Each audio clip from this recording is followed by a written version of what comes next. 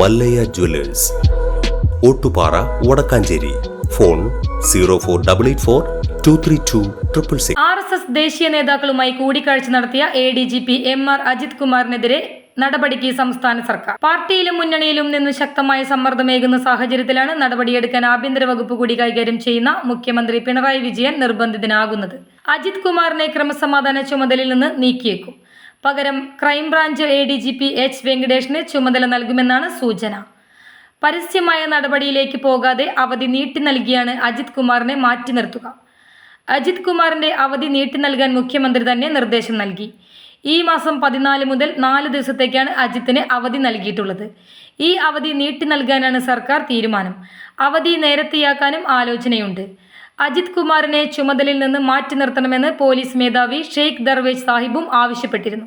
എന്നാൽ തന്റെ വിശ്വസ്തനായ അജിത് കുമാറിനെ ഉടനടി മാറ്റി നിർത്തേണ്ടതില്ലായിരുന്നു എന്നായിരുന്നു മുഖ്യമന്ത്രി പിണറായി വിജയന്റെ ആദ്യ നിലപാട്.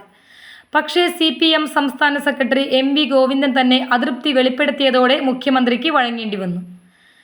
RSS ദേശീയ നേതാക്കളിൽ രണ്ടാമനായ ജനറൽ സെക്രട്ടറി ദത്താത്രേയ ഹൊസബാളയെ തൃശൂരിലും RSSന്റെ മുതിർന്ന പ്രചാരകനും BJP മുൻ ജനറൽ സെക്രട്ടറിയുമായ റാം മാധവിനെ കോവളത്തും അജിത് കുമാർ സന്ദർശിച്ചു എന്നതാണ് വിവാദത്തിന് അടിസ്ഥാനം. മുൻ DGP ഡോക്ടർ TP സെൻകുമാറിന്റെ BJP ബന്ധം ചൂണ്ടിക്കാട്ടി 1ാം പിണറായി സർക്കാരിന്റെ കാലത്ത് മുഖ്യമന്ത്രി നിയമസഭയിൽ പ്രസംഗിച്ചിരുന്നു. മുൻ DGP ജേക്കബ് തോമസിനെതിരെ അദ്ദേഹം വിട്ടുവീഴ്ചയ്ക്ക് തയ്യാറായിരുന്നതുമില്ല. എന്നിട്ടും ADGP അജിത് കുമാറിനെതിരായ ആരോപണത്തിൽ മുഖ്യമന്ത്രി മൗനം തുടരുന്നതിൽ CPMനകത്ത് ശക്തമായ എതിർപ്പുണ്ട്. News desk any time news. കൂടുതൽ വാർത്തകൾക്ക് ഞങ്ങളുടെ ചാനൽ സബ്സ്ക്രൈബ് ചെയ്യുക, ഫേസ്ബുക്ക് ഫോളോ ചെയ്യുക. വാർത്തകൾ വേഗത്തിലറിയാൻ എനി ടൈം ന്യൂസ്.